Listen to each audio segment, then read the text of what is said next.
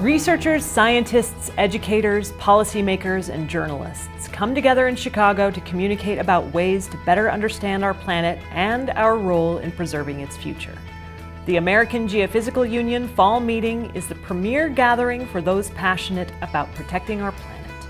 And we are here to cover it all. This is AGU TV. Hello, and welcome to our fourth and final day at the AGU 2022 Fall Meeting. I'm Laura Krantz, and today we are turning our focus to open science as we continue highlighting keynote sessions and bringing you in-depth sit-down interviews from those at the forefront of Earth and space science. Today we talk to the incoming president of the AGU Informatics section about how to engage section members. And we wrap up our tour of universities and institutes around the world that are at the forefront of promoting open science. There will be something for everyone, and we want to make sure you don't miss a minute. You'll be able to find all the latest episodes and content of AGU TV on the in-house channels of our partner hotels, on our dedicated page on the AGU website, and of course, always on our Twitter and YouTube channels. Plenty of ways to watch.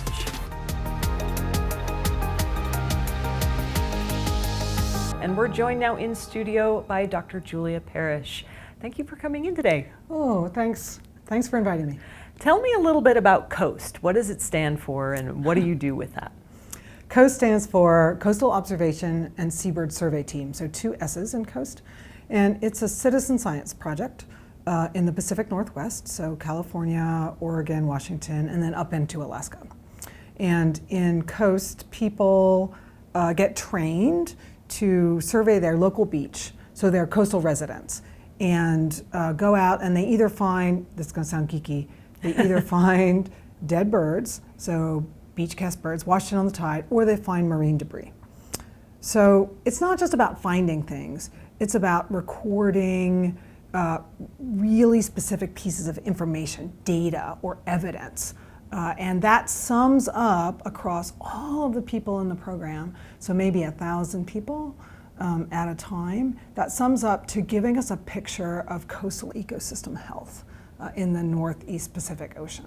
Why is citizen science important in general? Like, how would you convince other people that, yeah, using citizens to accomplish your scientific goals is actually can be really beneficial? So citizen science allows people to be involved in authentic science that can be done no other way.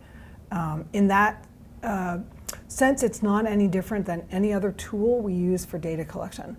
But the added benefit is enormous, and that's because people who are directly involved in science, in something that interests them in their backyard, in their community, also get more information about what's going on. They think about science in a different way. They know that what they're doing is important, and they know that they can be part of answering questions, documenting the effects of climate change on the natural world. And so it joins people together through science, and that's something that we just don't do very often. Yeah, is this all part of something, there's a concept called open science.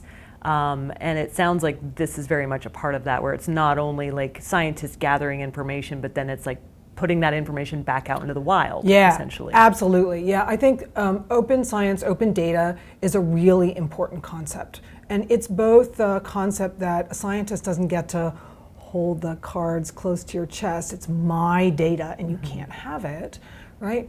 But it's also that concept that with not just a database or an Excel spreadsheet out there somewhere on the web, but data and science that's visualized in ways that non-scientists can understand what's going on. I think that that is really important. But one thing that I do have to point out here is that for many of the communities that we work within, they are small, they are very remote, they have limited access to science, and some of them are communities since time immemorial. They're indigenous communities. And in those communities especially, information and ways of collecting information, ways of knowing the natural world are stewarded from generation to generation inside the community. And it's very, very important in those contexts to be able to stop, breathe, listen, and ask the community, is it okay? Is it okay for us to collect this information here? Is it okay for us to work with you? Is it okay for us to share? Dr. Julia Parrish, thank you so much for joining us today. Absolutely. Thanks for having me. The idea of open science is to make scientific research accessible to all levels. It's important that research and scientific findings are available to the masses. And that's exactly what Microsoft is doing with its Planetary computer. It enables conservation stakeholders around the world, whether they're academic researchers or technology firms, to unlock critical data. Environmental research based on science is great, and we've seen lots of progress with it. But over the last decade, thanks to digitization of everything, we now have lots and lots of data. And we can use this data to get lots of new insights and have artificial intelligence models really train on this data to show us stuff that was just not possible to see before. The Planetary computer is like the digital twin of the Earth. Basically, all kinds of data pertaining to the Earth is collected and organized in a way that any application can get all kinds of layers of data about a particular region from the Planetary computer. What we are really trying to enable is that if this digital twin can be created, all kinds of new applications can now be built with it, and existing applications can actually get richer because of it. As the incoming president of the informatics section, Danie Kinkade is focused on finding novel ways to engage section members and promote open science. She joins us now in studio to discuss how she hopes to do just that. And we're joined in studio now by Danie Kinkade. Thank you so much for coming in today. Thank you for the opportunity. Yeah, so tell me a little bit about your research, and then I'm going to want to talk about how that applies to some of the other things that you're working on. Sure. I do research in the application of cyber infrastructure technologies and leading practices and applying those to the act of managing oceanographic data and making that data findable and accessible, reusable, and publishing them out for sharing, for reuse. Why is that important for your field, but also for science in general? That sharing allows other people to use the same content. So an observation, in situ observation, takes a lot of effort and time and money to collect. You can't go back and re-sample it. And so those data are very valuable, and they can be used for purposes beyond their original hypothesis-driven research intent. And so by sharing them, you not only contribute to the transparency of the scientific process, but you make those data available for new research and also for peer review when it comes time for those investigators to publish their results. So this is this idea of open science and fair data. Can you explain what those topics are and why they're so important? Ooh, there's a lot to unpack there. So the concept of open science is actually evolving, and it can mean a lot of different things to different people. But in its most distilled form, it's really making the scientific process as transparent, collaborative, and shareable as possible. Fair, findable, accessible, interoperable, and reusable is a set of principles that was published back in just 2016. But the concept is to allow your data to be machine actionable, meaning picked up and used in a more modern way than traditional ways of moving data around. The FAIR principles were created to kind of facilitate not only human accessibility to data, but machine accessibility, so enabling that big data kind of revolution to happen. So then it's easier to share, you can spread it across, there's no language barrier, things like that. That's right. Well, within domains, there may be some domain-specific, disciplinary-specific terms and practices and and technologies, but there's a layer of abstraction at some point where a machine can find your data on the internet, understand, be able to communicate what's inside those data. What are some of the roadblocks to accomplishing this? The largest roadblock to open science right now is culture. It's not necessarily technical. And the open science has this great potential to really accelerate the scientific process, but it's not traditionally the way the scientific process was conducted. In a perfect world, I think that it would be very easy for researchers to organize their data in a way that facilitates reuse. So their personal data management would be easy for them. The tools would be there, the relationships would be there, and the a priori knowledge of how to do all this. I think it's a great goal to aspire to. You think we can get there? I do. I really do. I think most of this open data challenge is, in my opinion, cultural. Mm-hmm. I think it's just not. It's a paradigm shift from how we learn to do research, and I don't think it's insurmountable. Well, Danie Kinkade, thank you so much for coming in and talking to us. Yeah, thanks again for the opportunity. It was fun. The conference is coming to an end, and the AGU attendees are returning home with new knowledge and new connections. Let's find out some of the biggest takeaways from this year's event. This is my first time at AGU, and I was kind of overwhelmed with how many people are in attendance. But it's pretty amazing just to see talks and posters and stuff of subjects that I'm not super familiar with. I've met so many incredible minds in indoor air, which is my field, and I've been able to interact with people, make connections. So many people caring about the Earth and the climate and our impact on it. And it's just really incredible to be here and see all of the amazing things people are doing. It's actually more than research. Actually, I got a chance to meet the ocean science leaders, and they are very excited to meet the early career people, and they want to bring them to the AGU leadership. And it was really great connections I received. Keeping them for the future works. I'm a first-year master's student, so I came in not knowing too much about atmospheric sciences. So just being able to talk to people who are generally interested in the same things that I was really helpful. I learned what common techniques people are using right now, about PTR, mass spec, and stuff like that. So I was just excited to be here. We're back from COVID, and it's wonderful. There are tens of thousands of students here, it seems, and it's really exciting to see all these people, and of course, there's cutting-edge science everywhere. It's hard to find it sometimes because it's just so big, but it really brings home that these are real people working on real projects, and you get down to the real needs of people when you talk to them in person, and that's been very useful. Things like the brain dates and the impressive level of energy here, it's great. Keeping our focus on the open science topic today, we have two senior AGU staff members working specifically on open science initiatives. Brooks Hanson and Shelley take us to their booth to discuss.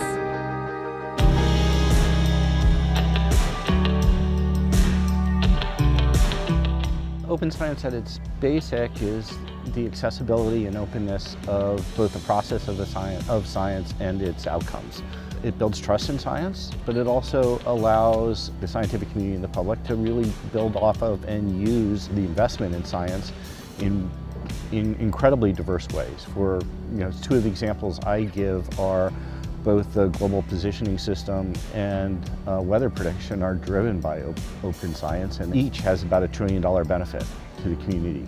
We also view open science as broader than that. It's about expanding inclusivity. Even at AGU, we know that our peer reviewers are more North America, Europe, whereas many of our authors are not. And so including them as reviewers and bringing them into the larger scientific community more holistically is really important for that DEI effort. So FAIR being findable, accessible, interoperable, and reusable, it was originally published within Nature back in 2016 and was a really guiding star for the broad community internationally. And all data can be fair, but not all data can be open in the sense of, for instance, protected data for healthcare or fossil locations or vulnerable communities. But all the data can be fair. So findable meaning I can locate it, so which river repository is holding it, and it's easy for me to access such that I understand it, and most of it can be downloaded, I can work with it, I can put it into a tool. Interoperable is one of the hardest elements within FAIR, and frankly the community is still working on that. It means there's common standards across the entire community. Researchers internationally are working very hard on making that happen. And then reusable adds all of those together and makes sure the license is open for reuse appropriately. So it is a basic concept and it's a great one that we're all adopting. In many ways, that data collection has been collaborative and has emerged in seismology, in paleomagnetism, in paleoclimate, in those communities already. And part of what the open science recognition doing is amplifying and taking some of those efforts to a new level. But that's why AGU's long had a position statement on this. And to understand the Earth, we really need open science broadly. This NSF-funded project at the University of Louisiana, Lafayette addresses precise regional forecasting via intelligent and rapid harness on national scale hydrometeorological big data for better numerical models on weather and climate parameters to improve forecasting accuracy. Let's see how they do it.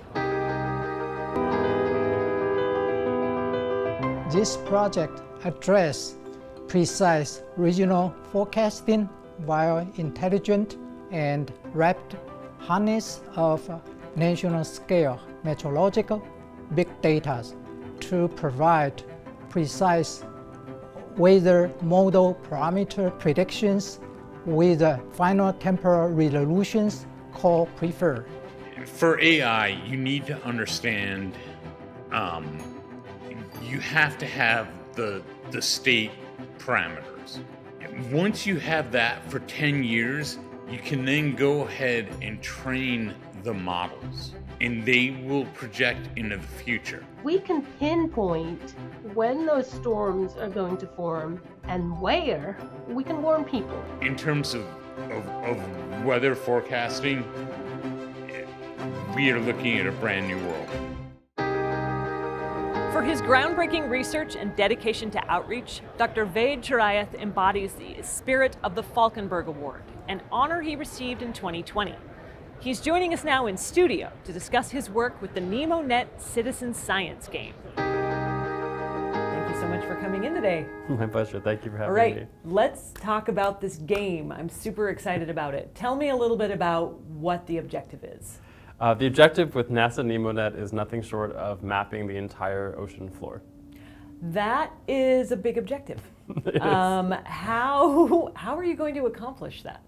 And how long will it take? Yes, I'm hoping it will be done very soon. We've actually been operating NemoNet for 4 years. It launched at 2020, and we already have mapped most 65,000 square kilometers of coral reefs in particular. We're leveraging a brand new instrument called NASA FluidCam and fluid lensing that I developed when I was at NASA, and that's given us a centimeter scale view of coral reefs, really a diver scale view from aircraft, which is just extraordinary. So we can look through ocean waves, we can see every single coral detail. If you drop your cell phone in a coral reef somewhere, we can tell you where it is. You might see it in NemoNet.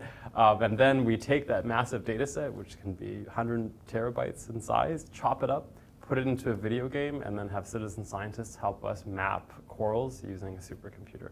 Okay, so how do they play the game exactly? Like, what are the steps? I could show you, yes, actually. Please do. We could jump in here on NASA. We just have a manta ray go by. So as you play the game, you rank up from a plankton to a whale shark, and then more and more creatures join you. This is an example of one of the data sets from Guam that we mapped using drones. And what you're looking at is a Parrish coral in 3D.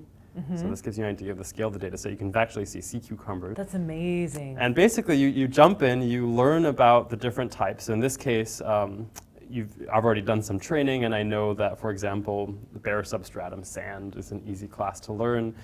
There's a 3D library we have of different corals. This is actually the first time we've ever created a 3D library for coral reefs, which is really hard because they're very three-dimensional creatures, and so to map them, you kind of have to know what they look like.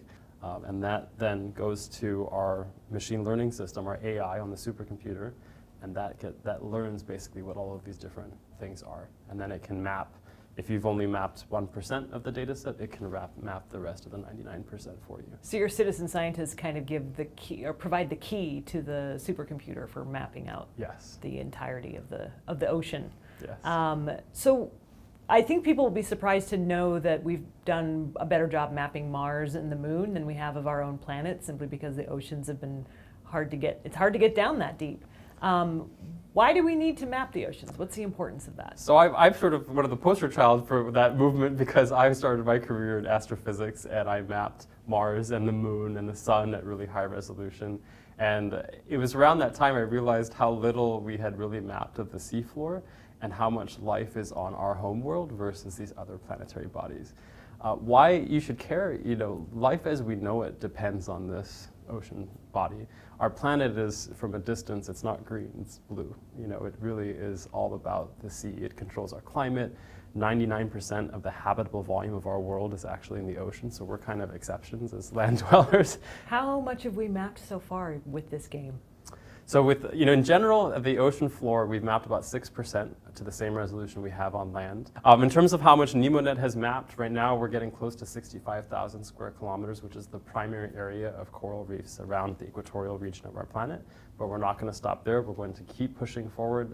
We're trying to aim to 300,000 square kilometers by the end of next year, and then just keep expanding that until we've reached full oceanic coverage. And going deeper and deeper. And deeper and deeper. Great. So, yeah. Well, Dr. Ved Chirayath, thank you so much for coming in to talk to us today. My pleasure. Thank you for having me. CIRA, a NOAA Cooperative Institute, is a partnership between Colorado State University and the National Oceanic and Atmospheric Administration that performs cutting-edge research in the atmospheric sciences to benefit CSU, NOAA, and the nation. The weather is ever-changing. To even stand a chance against all of these high-stake odds, we need to connect, and that's what CIRA does. CIRA is a cooperative institute for research in the atmosphere. We are part of Colorado State University, but we are also in cooperation with NOAA, and all of our work is toward NOAA's mission goals. From thunderstorms to hurricanes, from fires to floods, from heat waves to blizzards, this is a major problem that we try to address through modeling, through satellite observations, and through working with forecasters to help inform them and decision makers on what to do next. We are bridging a gap between the operational forecasters and the research scientists in atmospheric science. NOAA refers to this as the weather-ready nation, being ready for anything. We refer to it as connecting science to society. That does it for us here at AGU TV. We hope you have enjoyed this week's broadcast full of specially curated content, all focused on the AGU's theme this year: Science Leads the Future. There will be something for everyone, and we want to make sure you don't miss a minute. You'll be able to find all the latest episodes and content of AGU TV on the in-house channels of our partner hotels, on our dedicated page on the AGU website, and of course, always on our Twitter and YouTube channels. Plenty of ways to watch.